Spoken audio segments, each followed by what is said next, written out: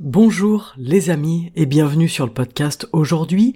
Alors cette semaine, ayant été malade, comme peut-être vous pouvez l'entendre à ma voix, avec mon nez bouché, et ayant eu aussi beaucoup de travail, je n'ai pas eu le temps de rédiger, d'enregistrer, de monter un nouvel épisode, alors j'ai décidé de vous repartager un épisode, le numéro 130, qui a été l'un des plus écoutés de l'année 2025.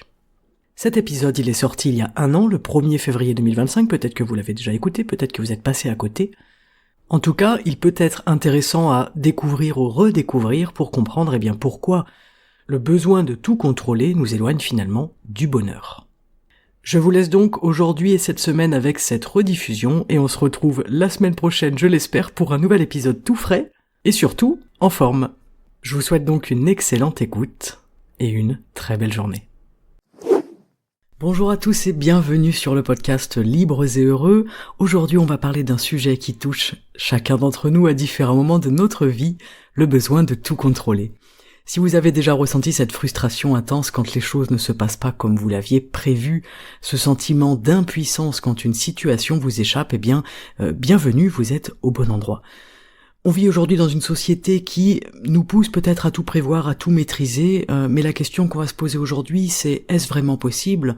Et surtout, est-ce vraiment souhaitable ? Le taoïsme nous invite à lâcher cette illusion du contrôle, à entrer dans un autre rapport à la vie, quelque chose de plus fluide, de plus aligné avec la nature et avec notre véritable essence. Dans cet épisode aujourd'hui, on va voir pourquoi vouloir tout contrôler nous enferme dans une illusion, comment le taoïsme nous propose une alternative et surtout comment lâcher prise concrètement dans notre quotidien. Le mythe du contrôle, une illusion qui nous empoisonne. Dans notre culture occidentale, on nous apprend dès le plus jeune âge que si on veut réussir, on doit tout planifier, tout anticiper, tout gérer. Mais le problème, chers amis, c'est que la vie est imprévisible. Prenons un exemple concret. Je prépare un voyage depuis des mois, tout est organisé au millimètre près, mais là mon vol est annulé à la dernière minute. Frustration, colère, stress, parce que mon cerveau avait prévu un scénario. Il ne supporte pas que ce scénario soit modifié. C'est là que réside cette fameuse illusion du contrôle, c'est-à-dire que l'on croit qu'on peut tout maîtriser, mais en réalité, on ne maîtrise presque rien.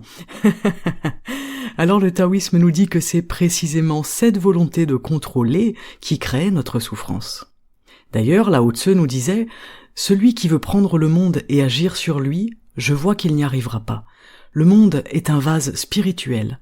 Il ne peut être façonné. » Autrement dit, plus on essaye de forcer la réalité, plus on essaye de forcer les choses, et plus cette réalité, plus ce monde nous résiste.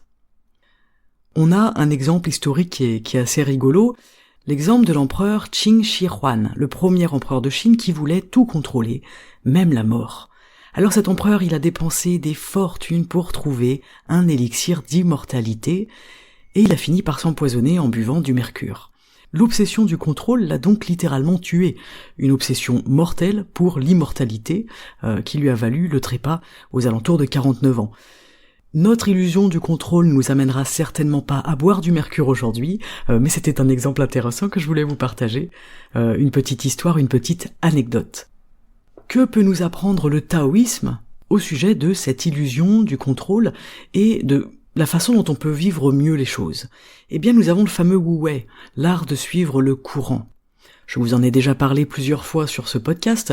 Le taoïsme nous propose une approche qui s'appelle donc le Wu Wei, qu'on peut traduire par la non-action, le non-agir, mais qui signifie plutôt agir en accord avec le mouvement naturel des choses. Alors on peut utiliser une image qui peut-être vous parlera.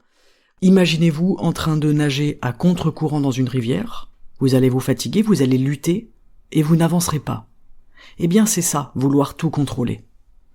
Maintenant, si vous imaginez que vous lâchez prise, que vous vous laissez porter par ce courant d'eau, en utilisant les mouvements pour avancer sans effort, eh bien ça c'est le Wu Wei. D'ailleurs, les grands maîtres d'arts martiaux comme Bruce Lee nous disaient « Sois comme l'eau mon ami ». L'eau elle ne force pas, elle contourne, elle s'adapte, et elle finit toujours par triompher. Donc cette idée du Wu Wei, je vous en ai déjà parlé dans un épisode, si ça vous intéresse de découvrir ou redécouvrir cette notion, je vous invite à l'écouter, c'est un petit peu plus détaillé. C'est vraiment l'art de suivre le courant, de suivre le mouvement, d'agir en accord avec oui, le mouvement naturel des choses, de la vie, d'agir avec fluidité. Et je trouve que l'image de la rivière, elle est assez parlante. Si je décide de nager à contre-courant, je m'épuise, je suis en train de lutter et je n'avance pas. Mais si je lâche prise et que je me laisse porter par l'eau, j'utilise les courants et les mouvements pour avancer sans effort. Et c'est ça le wu-wei. Alors comment appliquer ce lâcher-prise dans la vie quotidienne? Parce que toutes ces petites histoires, elles sont bien mignonnes, et ces petites citations de Bruce Lee, ça fait rêver, mais ça nous aide pas, Margot, à mettre ça en pratique dans notre vie. D'accord. Concrètement, comment est-ce qu'on fait pour lâcher prise et arrêter de vouloir tout contrôler? La première chose à faire, selon moi, c'est d'accepter l'incertitude. Plutôt que de voir l'imprévu comme un problème, le taoïsme nous invite à le considérer comme une opportunité. C'est quelque chose à quoi on peut s'entraîner. La prochaine fois qu'il vous arrive un contretemps, posez-vous cette question. Et si c'était une chance? J'ai raté mon bus. Peut-être que ça m'évite un accident, peut-être que ça me donne l'occasion de croiser quelqu'un que j'avais envie de voir, quelqu'un d'important, peut-être que ça me donne l'occasion de passer par un autre chemin qui va m'amener quelque chose d'autre. On va, à travers cette acceptation de l'incertitude, en fait, on va toujours essayer de voir les choses imprévues comme une opportunité, une possibilité, un autre chemin, une autre façon de faire, plutôt que de les voir, comme des problèmes. Parce qu'en fait, c'est ça, à chaque fois qu'il y a des choses imprévues, pour nous, c'est signe de problème, signe de danger. On y reviendra un petit peu plus tard, je vais vous expliquer comment ça fonctionne dans notre cerveau. Mais ça, c'est un premier point que l'on peut mettre en place, c'est apprendre, s'entraîner à accepter l'incertitude dans la vie. Et c'est très très amusant. La deuxième chose, ça va être d'observer la nature. Pourquoi? Parce que la nature, elle ne force rien. Et pourtant, ce qui est magique, c'est que tout fonctionne parfaitement. On peut mettre ça en pratique, ok, je vais me promener, sans but précis, juste pour observer la nature, pour observer comment les choses se déroulent naturellement. Et en fait ça va entraîner notre esprit à moins vouloir forcer la réalité. J'observe et je vois que tout fonctionne parfaitement bien. Un arbre ne force pas pour pousser, il pousse quand c'est le moment. Vous voyez ce que je veux dire? Pareil pour les fruits, etc. La troisième chose concrète, eh bien, ça va être de respirer et de ralentir. La notion de lenteur et de ralentissement, elle est très intéressante. Et quand on veut tout contrôler, c'est aussi souvent qu'on est dans un état de stress. Il y a une notion de pression derrière, de stress, d'inquiétude. Donc, une des choses à faire, à mon sens, c'est vraiment de s'arrêter, ralentir, respirer. Donc, quand vous sentez que vous voulez tout maîtriser, vous pouvez vous arrêter, prendre 2, 3, 4 respirations profondes et vous dire « Ok, je fais confiance. Je fais confiance à la vie, je fais confiance à l'univers, je fais confiance au ciel, peu importe. Mais ce qui doit arriver arrivera. Et de toute façon, je ne contrôle rien. » Alors, ce qui est intéressant, la chose dont je voulais vous parler par rapport au besoin de contrôle, c'est qu'il est quand même profondément ancré dans notre cerveau, et il repose sur plusieurs mécanismes cognitifs et émotionnels. Le cerveau, il aime la prévisibilité. Déjà, c'est le premier aspect. Notre cerveau, c'est une machine à anticiper. C'est génial. Il passe son temps à essayer de prédire l'avenir pour optimiser nos chances de survie. On a quand même quelque chose de merveilleux entre les oreilles. Pourquoi? Parce qu'une situation prévisible, c'est une situation qui est sûre. Une situation imprévisible, c'est une situation potentiellement dangereuse. Donc en fait, cette capacité d'anticipation, c'est une fonction évolutive, parce que dans la nature, un individu capable de prédire où trouver de la nourriture, ou à l'inverse, où éviter un prédateur, aura plus de chances de survie. C'est tout bête, c'est tout à fait logique, et on peut remercier cette fonction évolutive de notre cerveau. Mais si on prend un exemple concret aujourd'hui, si je marche dans la rue, que tout est calme, mon cerveau il est détendu à peu près, parce que est-ce qu'on est vraiment détendu du cerveau? Ça c'est une autre question. Mais s'il y a un bruit qui éclate derrière moi soudainement, mon cerveau il s'active, il active une alerte parce que c'est un élément imprévu, et c'est un élément qui est donc potentiellement menaçant. C'est là où on comprend qu'en fait le cerveau il aime la prévisibilité, c'est pour ça aussi que le besoin de contrôle il est ancré dans notre façon de fonctionner, ok? Donc si vous êtes dans ce schéma de contrôle, ne vous inquiétez pas, vous êtes tout à fait normal, vous avez bénéficié de la fonction évolutive des êtres humains, bravo. Le deuxième point, que je trouve fascinant, c'est que l'illusion du contrôle va réduire notre anxiété. Et on est quand même dans une société d'anxieux. Donc avoir l'impression de contrôler une situation, Ça va activer notre circuit de récompense dans le cerveau, grâce à la dopamine, etc., qui est un neurotransmetteur qui est lié au plaisir, qui est lié à la motivation. C'est-à-dire, je sais pas si vous voyez quand vous cochez une tâche sur la to-do list, eh bien on ressent ça, on ressent une satisfaction. Quand je planifie mon emploi du temps, j'ai l'impression que je maîtrise ma journée, et je ressens cette satisfaction.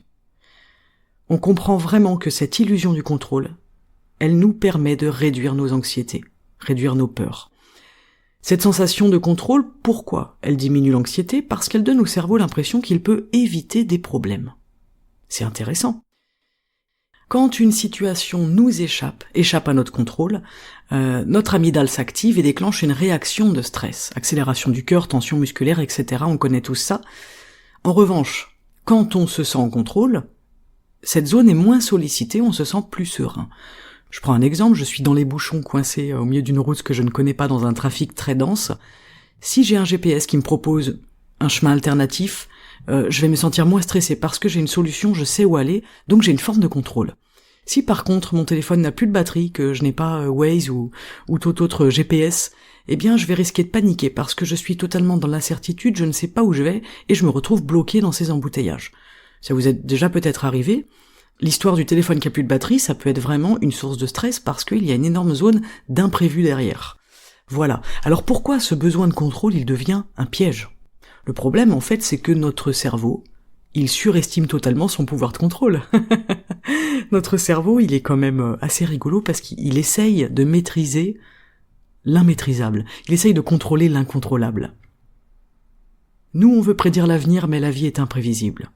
Nous, on veut contrôler les autres, mais chacun suit sa propre logique. Personne ne peut être contrôlé.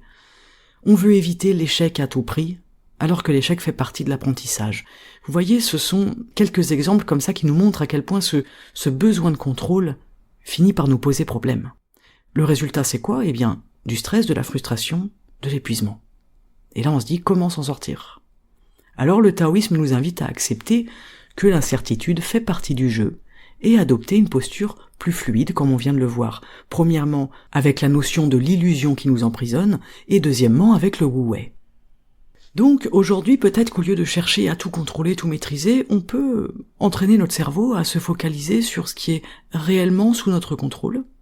On peut l'inviter à réinterpréter l'imprévu comme une opportunité plutôt que comme une menace, comme un danger, et puis développer une confiance en la vie au lieu d'être en lutte permanente contre les choses qui sont ce qu'elles sont, contre ce flux de la vie.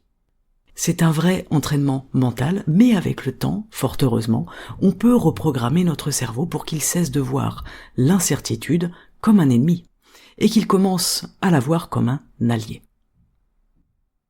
Alors qu'est-ce qu'on retient de tout ça? Qu'est-ce qu'on retient de cet épisode? Eh bien, je pense que vouloir tout contrôler, c'est bien une illusion qui nous enferme dans du stress, dans de la frustration, du mal-être, peut-être même de la colère.